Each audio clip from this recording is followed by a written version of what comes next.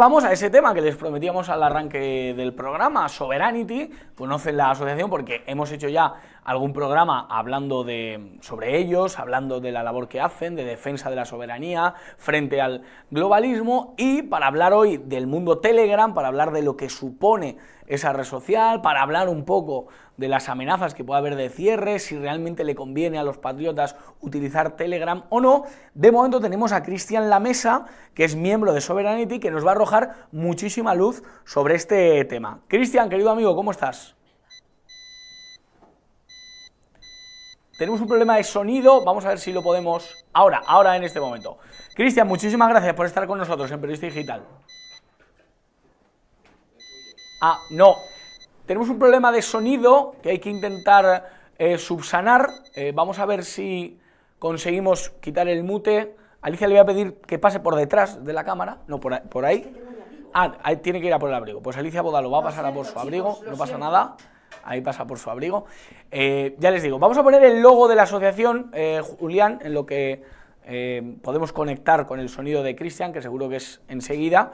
Y también Diego Papalardo, vicepresidente de esta asociación Sovereignty, va a estar con nosotros. Ya te digo, es una asociación en defensa de los valores patrióticos, contra el globalismo y en defensa de ese mundo multipolar frente a la unipolaridad que defiende pues cierto imperialismo que la verdad que cada día es más caduco y cada día menos gente compra lo que defiende, compra menos lo que supone. Estamos intentando subsanar ese problema de sonido.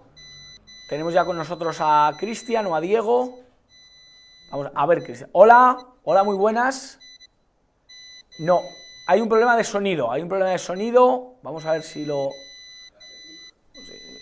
Totalmente. Vamos a ver, hola, vamos a intentar con Diego Papalardo, está a punto de entrar. Bueno, ya les digo que es un momento clave del programa, a ver si con él no tenemos problema de sonido, esperemos que con Cristian tampoco, que sea una cuestión de salirse y volver a entrar. A veces estas cosas pasan y más en directo, no sucede nada, pero ya les digo, Sovereignty es esta asociación de la que vamos a hablar. Problemas del directo, no pasa nada. Lo importante es saber, de verdad, que se pregunten ustedes, porque mucha gente en su día decidió dejar el WhatsApp, decidió dejar ciertas redes sociales por, digamos, el control que desde el globalismo se hace de esos mecanismos para comunicarnos. Pues bien, vamos a hablar hoy de si hay alternativa y si esas alternativas son positivas y son beneficiosas. Tenemos a Diego Papalardo ya con nosotros. Cristian tampoco está con nosotros. Cristian, le tenemos ahí congelado. Bueno, no sucede nada. Simplemente, de momento no, de momento vamos a intentar si con esos enlaces conseguimos que entren. Ya les digo, estamos teniendo un problema ahí con el audio, pero no, pues vamos a ver, estos son cosas que pasan. Ya les digo, importante saber, vamos a hablar de temas muy curiosos. Ahí tenemos Asociación Sovereignty, vamos a hablar de temas muy potentes. Josué. Ahora creo que tenemos, ahora sí, ahora escuchamos a Cristian. Ahí Gracias. está, Josué. Gracias, querido amigo. Problemas que pasan en el directo, Lo importante es cómo remediarlos y lo hemos conseguido. Pues Cristian, el tiempo es para nosotros.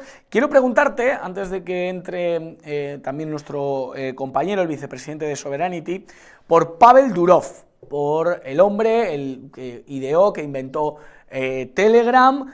Hablemos de si es un hombre que defiende la libertad o realmente no es de fiar ese sujeto. Cuéntanos un poco de su figura.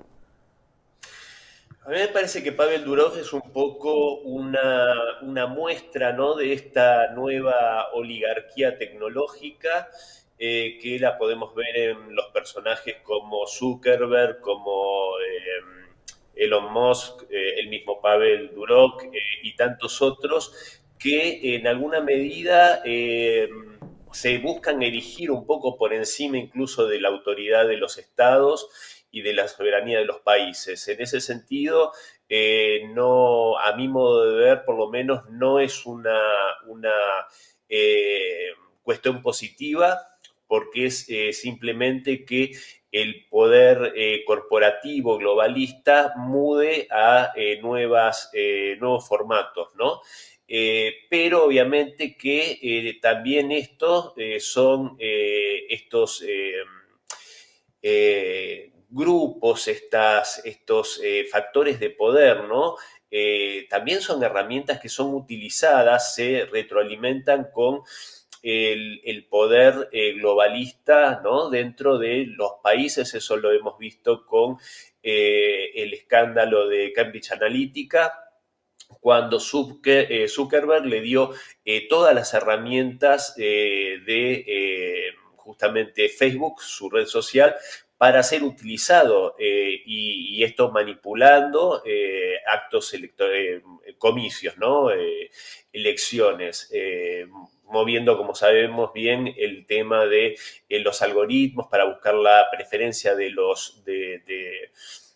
usuarios de estas redes sociales y bombardearlos con información de los candidatos para acomodarlo en el sentido de sus preferencias. Estas manipulaciones son muy, muy peligrosas y creo que en este sentido tiene que haber algún tipo de control por parte de los estados, pero no, por supuesto, el control que pretende realizar, por ejemplo, Pedro Sánchez en España, que es una cosa totalmente disfrazada de buscar defender a la infancia o a los niños, cuando en realidad lo que se busca es algo muy distinto, que tiene que ver justamente con esto que decía antes, con la manipulación, pero utilizándola a su conveniencia y bajo sus códigos. Entonces es todo un entramado bastante complejo el de las redes sociales, el de estas mensajerías en las cuales si uno lo escucha a Pavel, al dueño de Telegram, es una persona que dice defender la libertad a ultranza, marca algunas cuestiones que tienen que ver con el pasado soviético de la Federación Rusa y escudándose en argumentos de ese tipo, buscan o enarbolan una libertad totalmente a rajatablas, sin ningún tipo de cuestionamiento, lo cual creo que también llega a rozar algo que parece más como impunidad que libertad. En ese sentido, creo que es lo que hay que ser muy cautos. Conocer la figura para darnos cuenta de a qué nos estamos enfrentando. Tenemos también con nosotros al vicepresidente de Sovereignty, a Diego Papalardo. Estimado amigo, ¿qué tal? ¿Cómo está usted? También tenemos un problema ahí de sonido. Diego, no te podemos escuchar. Vamos a intentar desmutear. A ver si hay un problema. Hemos tenido al principio con Cristian, lo hemos subsanado. Vamos a ver si... ¿Puedo decir lo que yo hice para poder tener Sí, voz? pues te lo agradecemos en el alma, Cristian. Diego, salí, volvé a entrar y arriba vas a ver en la aplicación que hay una banda azul que está escrito, cliqué ahí y ahí te va a permitir la herramienta para habilitar el micrófono, porque antes no me lo permitía. Tuve que hacer eso y ahí me lo permitió. Estupendo, pues ya lo vamos a conseguir con Diego. De momento, Cristian, para mucha gente en España, en muchos lugares desde donde nos ven, Telegram es una herramienta muy útil de comunicación, para relacionarse, digamos, para también sentirse más seguro a la hora de establecer comunicaciones, pero ¿es del todo de fiar? ¿Realmente es una herramienta de la que nos podemos, aquellos que nos consideramos patriotas, aquellos que nos oponemos al globalismo, ¿realmente nos podemos fiar de Telegram? Mira, la pregunta es súper interesante, Josué, porque me permite revisarla desde un par de ángulos diferentes. Yo creo que Telegram, por lo menos, porque en eso es bastante opaco, por lo menos lo que nos hacen saber es que tiene un sistema de encriptación que es bastante eficiente. Esto obviamente sabemos que desde adentro, por supuesto que yo creo que se debe poder vulnerar, de ahí aquella situación que tuvo Pavel Durov con en Francia cuando fue detenido porque aparentemente el Estado galo le exigía que poder tener acceso a las conversaciones que tenemos, que es algo que debe ser sagrada, la privacidad y el poder mantener comunicaciones de forma privada. Por lo menos, entre tanto, uno no esté sospechado ni acusado de un delito grave. Sabemos que hay excepciones en ese sentido que lo contemplan todas las legislaciones, todos los ámbitos judiciales. Pero en la vigilancia preventiva me parece que no corresponde. En ese sentido hay algo que me gustaría señalar, Josué, que creo que es importante. Cuando se maneja esta idea, como creo que vos lo sabés mucho mejor que yo, que sos español, pero por lo que he escuchado que Pedro Sánchez y su gobierno, del cual no simpatizo para nada, enarbolaban esto de la protección de los niños, de la infancia, etcétera. También creo que se señalaba algo que tiene que ver con las redes de pornografía infantil, etcétera, que son cosas absolutamente despreciables y condenables. Ahora, lo que yo reflexionaba en el día de ayer sobre este tema es, ¿no sería la tarea del Estado justamente atacar y perseguir y castigar gravemente a esas redes que buscar vulnerar la privacidad en mensajerías como Telegram, como vos bien decías, poder tener nuestras conversaciones los ciudadanos a resguardo y no ser vulnerados? Porque parecería que se pierde de vista que el delito, obviamente la difusión de este material es un delito, pero si se persigue a los perversos que generan ese material, directamente se está yendo a la raíz del problema y no a un síntoma que en realidad yo creo que en gran medida es tomado como algo que tiene que ver con vulnerar la privacidad de las personas, porque si no, bueno, podemos, no quiero irme de tema, pero podemos profundizar en algunas campañas y en algunos dichos de personajes que formaron parte del gobierno del PSOE, en el cual se defendía el derecho de los niños a tener sexo siempre y cuando fuese consentido, cuando no existe el consentimiento en este hecho para los menores.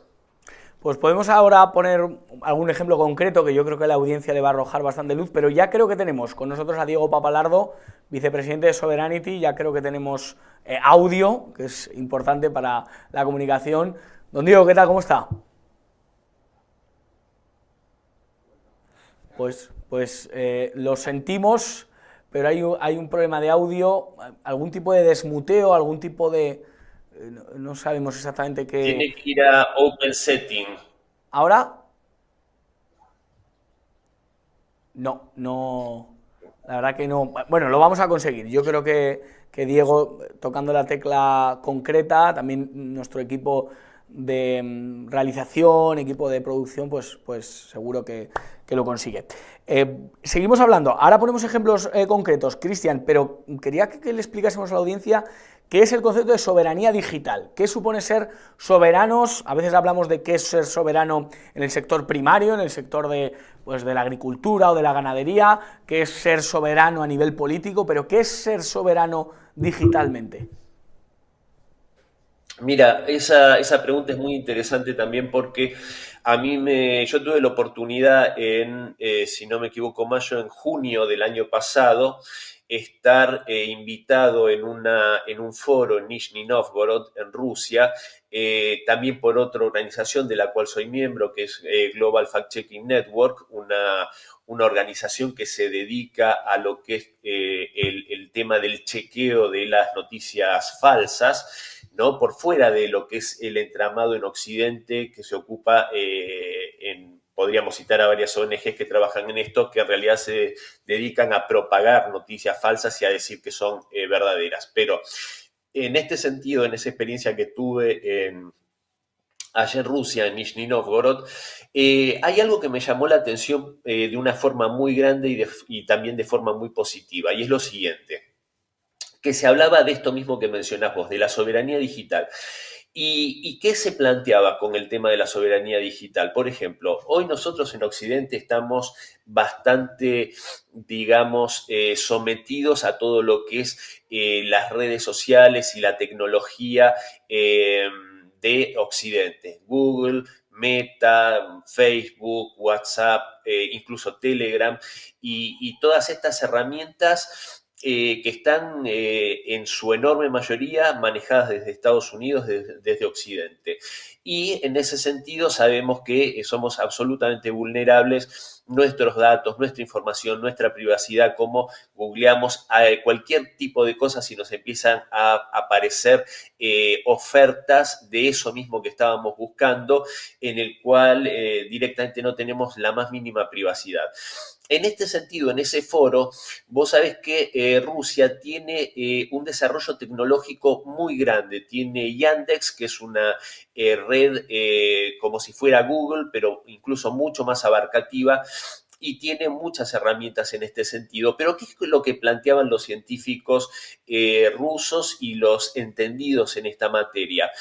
Que ellos en lo que están trabajando, y en este foro había representantes de algo así como 120 países, muchos africanos, muchos asiáticos, algunos de Latinoamérica, lo que se planteaba era que Rusia no quería vender Yandex, o sea, que todos los países empezaran a usar Yandex en lugar de usar Google, sino que lo que Rusia planteaba era el darle a los países que quisieran desarrollarlo el know-how, el conocimiento para desarrollar su propia soberanía tecnológica. Y eso es lo que creo que a mí me pareció revolucionario, porque es justamente eso mismo, que cada país pueda desarrollar sus redes, su soberanía tecnológica, y obviamente estas redes después interactuar con otras redes para poder tener esta conectividad global, pero desde un manejo que sea soberano, porque evidentemente, como dije antes, esto no puede ser algo que esté separado del Estado y que sea una cosa absolutamente independiente, porque si no estamos dejando una herramienta muy poderosa por fuera del control de la soberanía popular, y en algo que puede terminar sojuzgándonos a todos. No sé si tenemos a Papalardo, si ya hemos conseguido... ahora vamos a meter a Diego Papalardo. No, parece ser que... Hay un problema de sonido en el dispositivo de Diego Papalardo. Vamos a intentar cambiar el dispositivo. En vez de un móvil, utilizar un ordenador, una tablet que tengamos por casa, y a lo mejor en otro dispositivo sí que no hay problema de sonido. Seguimos con Cristian, me está pareciendo interesantísimo. Llegamos a la conclusión de que las élites tecnológicas no pueden estar por encima de los intereses nacionales. Esa es la clave. Nada puede estar por encima de la soberanía popular, nada. Cuando algo está por encima de la soberanía popular, eso es la fórmula para el desastre. Vos fíjate, Josué, en Europa, la mayoría de los países gobernados por gerentes, por líderes globalistas que son empleados de grandes corporaciones. Vemos a Friedrich Merz en Alemania, un hombre de BlackRock.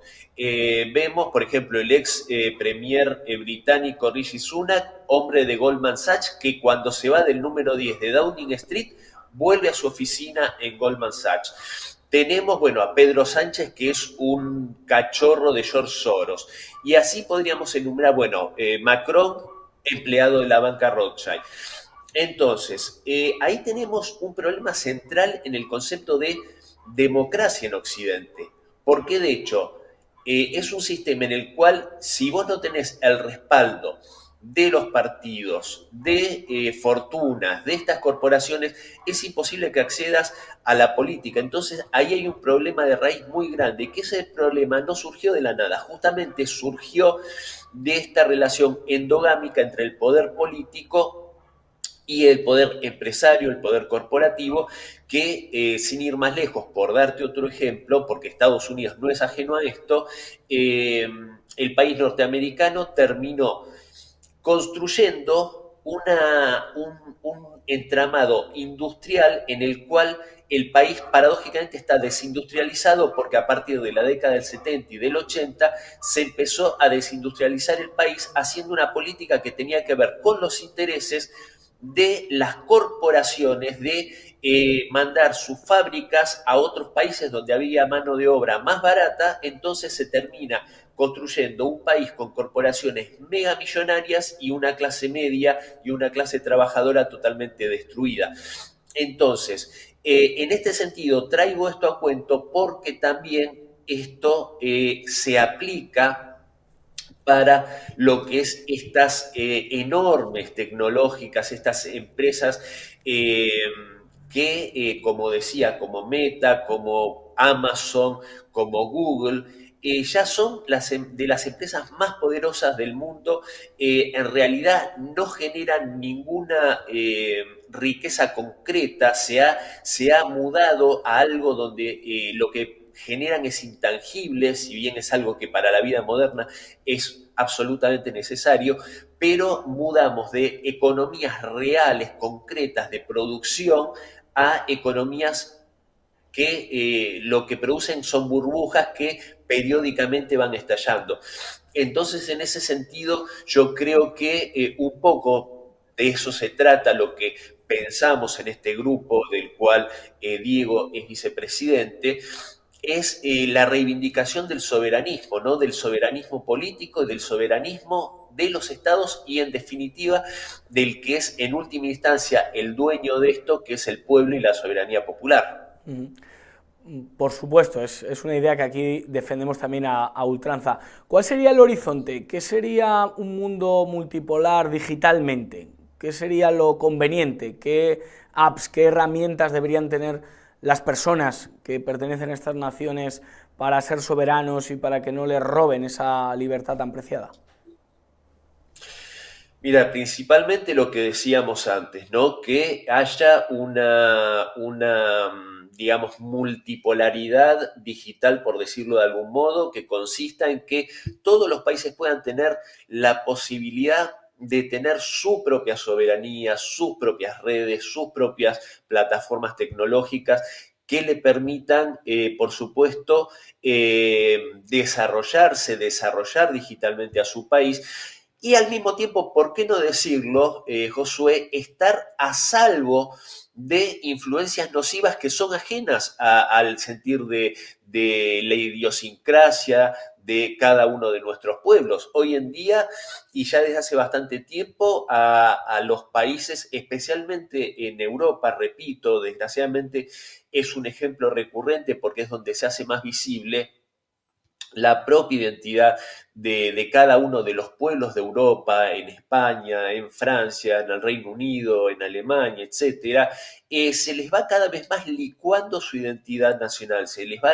licuando su forma de ser, su idiosincrasia, su particularidad, y todo eso obviamente tiene que ver en muchos casos con estos contenidos con los cuales nos bombardean plataformas como Netflix, donde de repente durante años te van cambiando lo que es la imagen, entre comillas, de la familia que quiere mostrar justamente este poder corporativo, las ideas de George Soros, de la Agenda 2030, y te van realmente cambiando la mentalidad, especialmente de los jóvenes, haciéndoles ver que el mundo es una cosa que en realidad no es real, sino que es una construcción mediática que hacen justamente estas corporaciones. Y de vuelta me refiero a George Soros porque es tal vez el personaje más emblemático de esta nueva ingeniería social en la cual se busca destruir la esencia de los países y convertirlos en algo absolutamente distinto.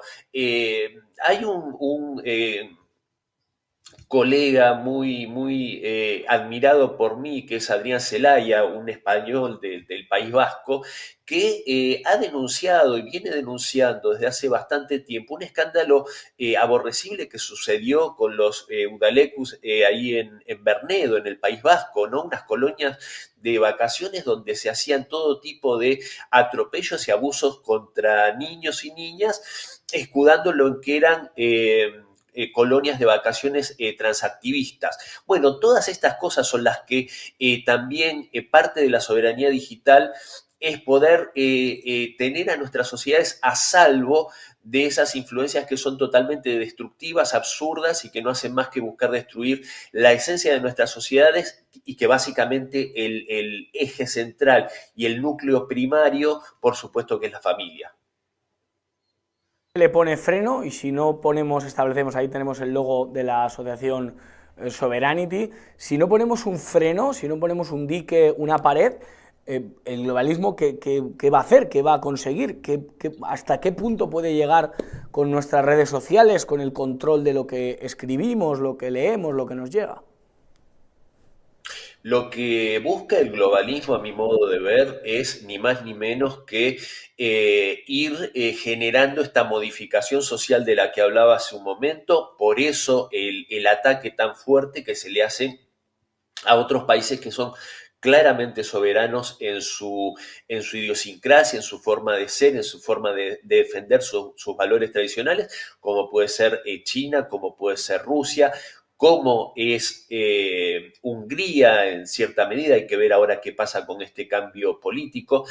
Y la mayoría de los países, hay que decirlo, porque cuando se habla del occidente colectivo, en realidad es una minoría global frente a una mayoría global que quiere y entiende a las sociedades y a sus valores como otra cosa, ¿no? Como la familia, como la fe en esos valores que son los que construyeron nuestras sociedades.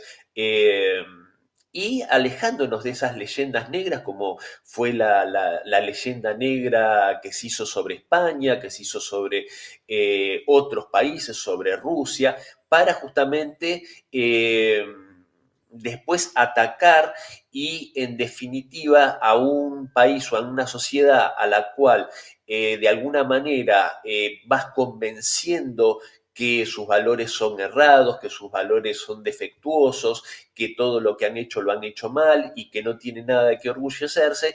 Enorgullecerse son sociedades a las cuales después podés impregnar con otros valores o disvalores, diría yo, y obviamente podés debilitarla para finalmente destruirla y finalmente quitarle sus riquezas, como es lo que en definitiva se hace cuando se ataca a los países soberanos. En este sentido, por supuesto que nunca se toman acciones tan trabajosas contra países pobres, ¿no? Porque no vale la pena hacerlo, sí contra países que tienen cosas que les puedan ser arrebatadas.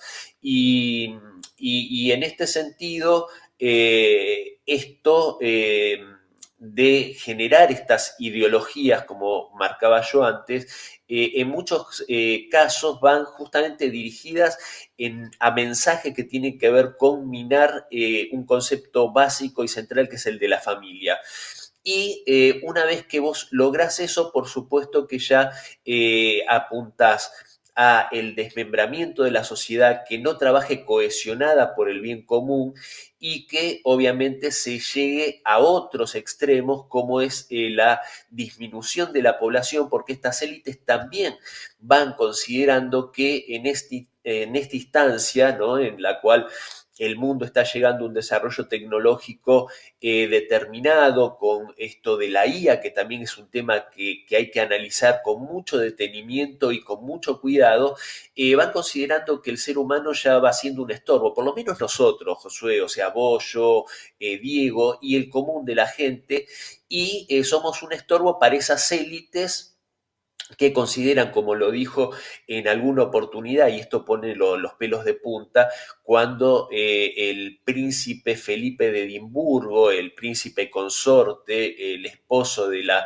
fallecida reina Isabel II, madre del actual rey bueno, el padre Felipe, el padre del actual rey Carlos III, dijo este hombre Felipe de Edimburgo que su sueño era reencarnar, una vez que muriese, en un virus mortal que pudiese disminuir o casi aniquilar a la especie humana, a los seres humanos. Ese es el sentimiento que muchas de estas élites tienen para con nosotros, que somos ni más ni menos que una especie de virus al que hay que eliminar de la Tierra, pero obviamente sí quedarían los privilegiados que son ellos. La explicación hacía referencia a Diego Papalardo, no sé si hemos conseguido o ha conseguido entrar, más bien, no, todavía no. Bueno, vamos a ver si me encantaría escuchar su opinión. Para ir acabando, Cristian, ejemplos concretos, nos hablabas antes que querías abordar esta cuestión, ejemplos concretos de cómo en España, pues eso, ciertos políticos, ciertas élites, pues ese tema tan peliagudo, escabroso y delicado como es el de los niños, como es el de las criaturas, pues lo han llevado de aquella manera. Cuéntanos. Sí, a veces me da un poco de pudor, bueno, muy brevemente, a ver si podemos escuchar a Diego también, pero Irene Montero, si no me equivoco, ex vicepresidenta del gobierno del PSOE, del gobierno actual, creo que en este momento es eurodiputada, cuando dijo, no en una, sino por lo menos en dos oportunidades que están documentadas en video, yo de hecho di una conferencia en México hablando, entre otros temas, de eso, cuando dice que los niños tienen el derecho, dijo los niños, las niñas, les niñes, como les gusta hablar a esta gente, tenían derecho a tener vida sexual y relaciones sexuales siempre y cuando esto fuese consentido, lo cual es una absoluta locura en toda regla, porque un niño no tiene la capacidad de dar el consentimiento. Me acuerdo de una campaña que hubo también, si no no me equivoco, fue en el municipio de Huelva, en España, donde estas imágenes gráficas en la vía pública tenía la imagen fotográfica de un niño y decía, si no es consentido, no es sexo, es abuso. De vuelta, esa idea como si el niño tuviese capacidad para consentir. ¿Esto qué busca, a mi modo de ver? Busca justamente legalizar la pederastia a futuro, instalando la idea de que un niño puede llegar a dar el consentimiento. Y esto permitiría que un perverso pueda convencer a un niño o una niña de que sí quiere tener relaciones sexuales con él, lo cual es una aberración. Y esto, si lo vemos, se conecta con estas élites. Lo vimos en el caso Epstein. Vemos que hay gente muy poderosa de las élites, que se ve que tanto poder ya termina quitando cualquier freno inhibitorio y termina conduciendo a que quieran cruzar todos los límites, incluso siendo depredadores de niños. Entonces, ahí es cuando yo digo la hipocresía del gobierno de Pedro Sánchez, cuando manifiesta que el espiar a los ciudadanos por Telegram tiene que ver con buscar cuidar a la infancia de los depredadores sexuales y de la pornografía infantil, cuando esta señora Irene Montero y estos otros ejemplos que decía como esa campaña supuestamente contra el abuso infantil buscan instalar esa idea. Entonces me parece que es de una hipocresía tremenda.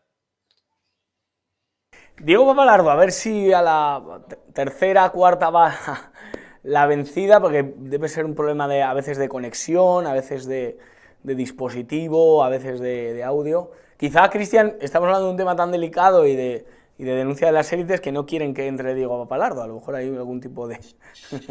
No hay que descartarlos. Claro, claro, efectivamente. O sea, esto es extraño porque otras veces no ha tenido ningún problema de estar aquí con nosotros y comentar otros ámbitos de la multipolaridad, pero en este caso parece que hay algún problema, pero yo creo que vamos a conseguir que Diego Papalardo esté con nosotros. Me avisan desde el apartado técnico.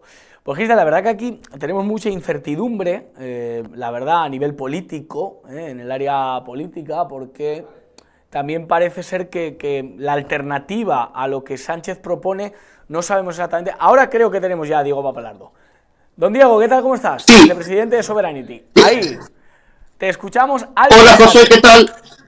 Muy bien, muchísimas gracias. Pido disculpas tanto a su equipo José como a la audiencia por estos inconvenientes técnicos. Sin embargo, aquí estamos listos y bueno, y obviamente entre tratar de arreglar la parte técnica, escuchaba también atentamente a lo que ustedes estaban mencionando y realmente el tema que hoy nos ocupa y del cual ustedes hoy han expuesto o están desarrollando en una forma excelente, pues tendría que ser una alerta hacia todos nosotros que estamos en este mundo digital, que usamos las redes sociales, que usamos todas estas aplicaciones.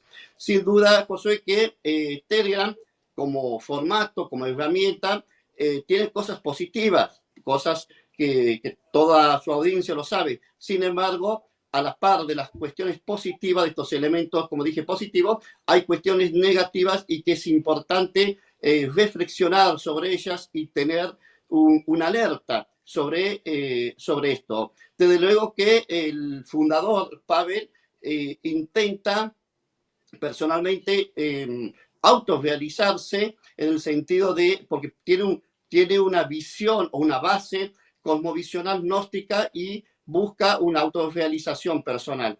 A la vez, de esa búsqueda de la autorrealización personal, Pavel también está buscando, desde luego, integrarse, incrustarse definitivamente en la élite mundial a través del formato tecnológico, es decir, de lo que comúnmente dentro de la cúspide de la élite mundial se llama los digitalistas.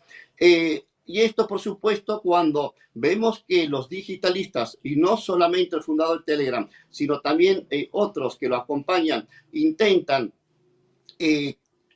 estar por sobre los estados nacionales, intentan estar por sobre cualquier tipo, inclusive de libertad y de rectitud, de buenas costumbres, pues nos tiene que llevar, como dijimos, a la reflexión. Por eso que de nuestro espacio estamos proponiendo estas reflexiones que tienen que ver no tanto con el cercenamiento de la libertad personal, no tanto con represaliar la libre expresión, la rectitud de conciencia, sino tiene que ver precisamente con el objeto de tener una visión prudente y a la vez un uso sensato y eficiente en términos de defensa de la libertad personal, familiar y estatal nacionales de estas aplicaciones. En el caso de Telegram, se está transformando de a poco en una super aplicación y al transformarse en términos prácticos en una super aplicación significa que la vida de miles de personas, de miles de millones de personas en el mundo, pues van a ser cautivas de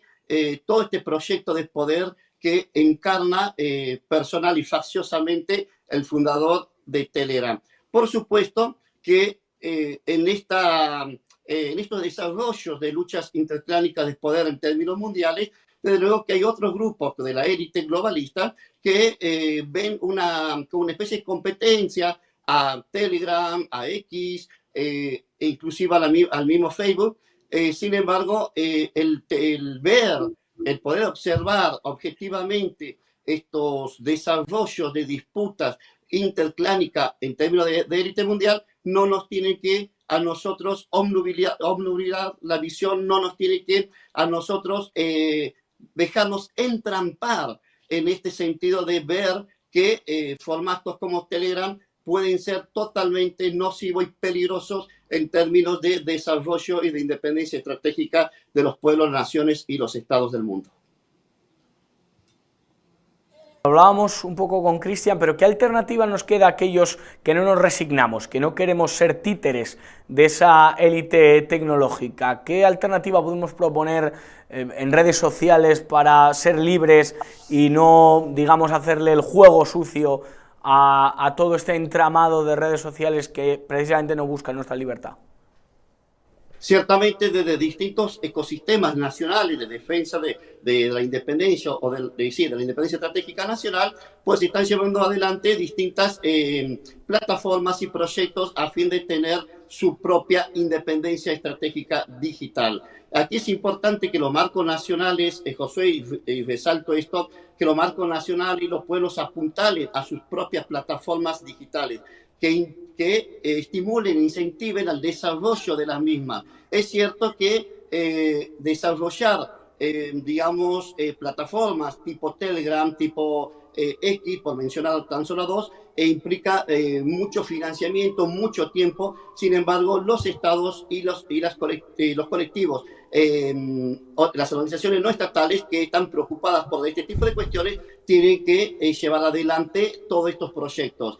En distintos países, Josué, como dije al comienzo de esta respuesta, digamos, plataformas y proyectos que se están tratando de plasmar en la realidad y por supuesto que todavía necesitan un poco más de tiempo a fin de ver en su implementación un mayor grado de efectividad. Cuando nosotros podamos reunir a distintos expertos en tecnología, a distintos genios del desarrollo tecnológico, comunicacional e informativo, cuando nosotros podamos reunir a las personas solventes en términos éticos de las naciones, cuando nosotros podamos plantear en los distintos parlamentos nacionales y en las distintas definiciones o círculos de definiciones estratégicas nacionales, la idea de que tenemos que tener una independencia digital, que tenemos que tener plataformas nacionales propias, protectivas de los datos personales, individuales y de las familias, pues yo creo, Josué, que la idea de que le surjan competencias a estos gigantes tecnológicos que intentan, como dije, dominar el mundo, pues puede concretarse en un plazo, podemos ver con mayor auge en un plazo de aquí a 5 o 7 años, estimado Josué. Hoy, si bien, repito, si bien hay plataformas o ciudadanos preocupados en esto y que también están y son inquietos en investigar y en innovar este tipo de cuestiones tecnológicas, comunicativas, si bien no tienen el financiamiento que sí poseen todas estas grandes tecnológicas, sin embargo, el apoyar desde nuestro ángulo analítico, geopolítico, social, ético, comunicativo a todos estos proyectos van a permitir que, como dije, que en los próximos 5 o 7 años surjan muchas de estas competencias. Es importante, más allá de algunas bondades o positividades operativas tecnológicas que nos ofrecen determinadas aplicaciones como Telegram, que veamos también otras cuestiones que son más importantes y profundas y tienen que ver con la protección y con nuestra propia libertad. Nosotros, al darle toda nuestra vida digital y física hasta super aplicaciones, pues nos estamos transformando sin desearlo en cautivos y en víctimas, porque todo se trata, cuando nosotros vemos a Pavel y cuando vemos a Telegram y cuando vemos a otros de la misma magnitud o del mismo sector, de la misma élite digitalista de Europa, vemos que hay toda una ambición del poder. Entonces, el poder es importante que cualquier ciudadano concreto lo desarrolle, cualquier chico estudiante que tenga inquietudes en estas cosas también comience a desarrollar estas inquietudes y a tratar de seguir adelante. Y por supuesto, el acompañamiento de todas las otras fibras y organizaciones sociales no estatales y de algunos estados clave, pues se puede contrarrestar esto y el ciudadano libre que sea o que desea ser realmente libre va a poder quedarse tranquilo y seguir en esta etapa digital, pues seguir dentro de marcos de libertad digital, de libertad conciencial y, por supuesto, de una protección personal, familiar y estatal. Para acabar, señor Papalardo, y también con Cristian, que antes era la última cuestión que abordaba también con él, ¿qué pasa si bajamos los brazos? Si el globalismo se hace con todo el control dentro de las redes sociales, ¿qué consecuencias puedes tener que nadie le ponga un pero, una coma, un freno a toda esta realidad, Papalardo? Bueno, hay precisamente, aunque no se vea con mucha visibilidad, hay en distintos estados o marcos nacionales, estimado Josué, hay gente y organización, incluso hasta algunos estados específicos en el mundo, que están poniendo freno a toda esta agenda globalista. Hoy el globalismo en sus distintas dimensiones, sean la de la banca tradicional, sea la posthumanista, sea la digitalista, pues el globalismo, como dijimos, en su completud, pues no está controlando el mundo. El globalismo no tiende, estimado Josué, o al menos en su gestión atlantista, no está tendiendo precisamente a monopolizar los procesos sociales y completos del mundo que se está construyendo.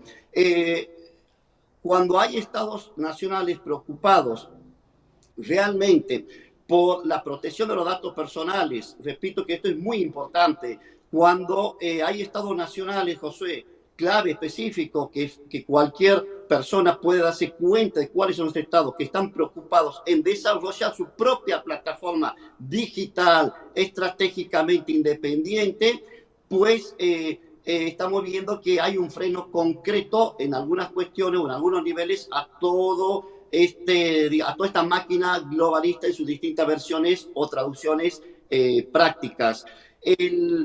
Por ejemplo, en la misma España hay personas preocupadas también en comenzar a frenar a toda esta bestialidad globalista en sus distintas, repito, facciones o a través de sus distintas facciones. Y por supuesto también vemos lo mismo en Italia. Hablamos con gente de China, por mencionar algunos de los países que también están implementando en el terreno algunas acciones a fin de ciertamente demostrar que el globalismo como tal, el globalismo plutocrático, el mundialismo, no está dominando el mundo ni tampoco va a dominar debido a los esfuerzos de gente como usted, Josué, debido a los esfuerzos de personas que nos están en estos momentos escuchando y viendo, y por supuesto a los esfuerzos de tantas otras personas, inclusive en algunos estados específicos, que están contrarrestando dentro de las posibilidades a toda esta máquina o a toda esta agenda de supresión de la libertad personal, de la supresión de la libertad e independencia nacional y, por supuesto, a la anulación de cualquier tipo de civilización humana. Pues, Cristian, la mesa a modo de resumen, como última idea, no sé si algo ha quedado en el tintero. No, simplemente agradecer, por supuesto, la invitación, escucharlo a Diego es un placer, conversar con vos también lo es. Y yo creo que en definitiva quiero rescatar una última cosa que dijo Diego, ¿no? Lo que buscan estos intereses globalistas es no solo el poder para sí mismos, el poder por encima de los estados, licuar la idea de Estado-nación, y dividir y atomizar completamente a la sociedad. ¿Para qué?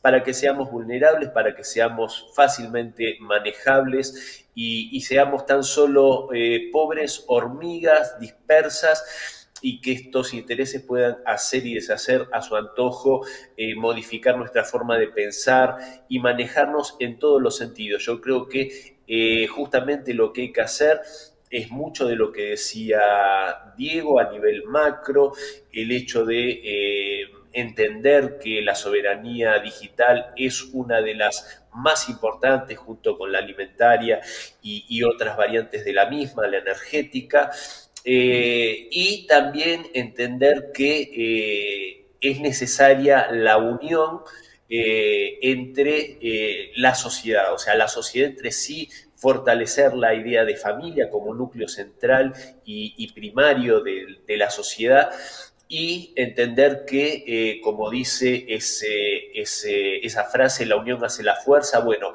los que pensamos de esta manera, cada vez entender con más claridad que el tema está en unirnos y poder enfrentar estos peligros que son contra el ser humano como tal.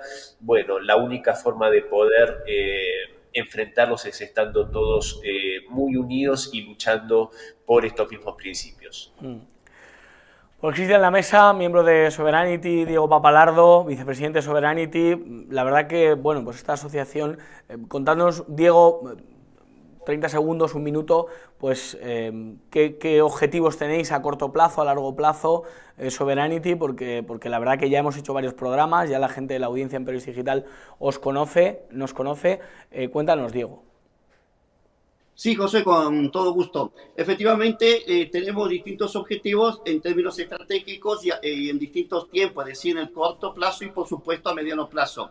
Desde la última vez que nos vimos, José, y que tuviste la amabilidad de invitarnos a participar de este espacio y dialogar con tu audiencia, pues hemos crecido en términos geográficos. En estos momentos estamos físicamente en 25 países y a la vez tenemos un poco más de 80 expertos. Tenemos los integrantes nuestros, están en los distintos continentes y obviamente estamos trabajando a fin de que dentro de muy poco pues podamos llegar a una cantidad significativa más allá que tenemos de países, porque estamos hablando permanentemente con los expertos y analistas que son académicos, que son activistas sociales, que son hombres y de la comunicación, que son personas del mundo de los negocios, a fin de poder, digamos, que este proyecto, que es el primer think tank de orden, vamos a decir, patriótico, multipolar y policentrista de Occidente, pues pueda tener una mayor expansión.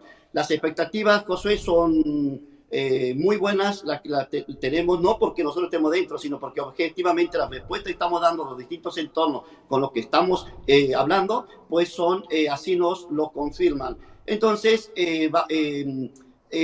estamos ayudando también a los distintos expertos que integran nuestro think tank a fin de que se puedan también ellos expandir en términos profesionales, académicos, individuales, intelectuales. Por lo tanto, Josué, en otra próxima oportunidad vamos a poder explicitar y profundizar más sobre todo el funcionamiento interno y sobre las cuestiones ya práctico-pragmáticas externas que el think tank está desarrollando y que desde luego hasta la próxima cita vamos a tener más y nuevos resultados. Diego, Cristian, muchísimas gracias por estar con nosotros en Periodista Digital y defender la soberanía en estos tiempos en los que la verdad que es verdad que avanzan las ideas soberanas, pero todavía queda mucho por hacer. Muchísimas gracias. Gracias a vos. Gracias por estar con nosotros. Y acabamos este programa especial, pendientes de nuestra soberanía, pendientes del juicio de Ábalos, pero sobre todo pendientes de ustedes y de lo que les interesa. Le doy las gracias a Julián por estar en el apartado técnico y conseguir de una manera brillante sacar adelante este programa, y nosotros nos vamos, pero como siempre les digo, que no se lo cuenten, porque ya se lo contamos nosotros. Alejen a los niños del televisor y aléjenles de Irene Montero. Que Dios les bendiga. Hasta mañana.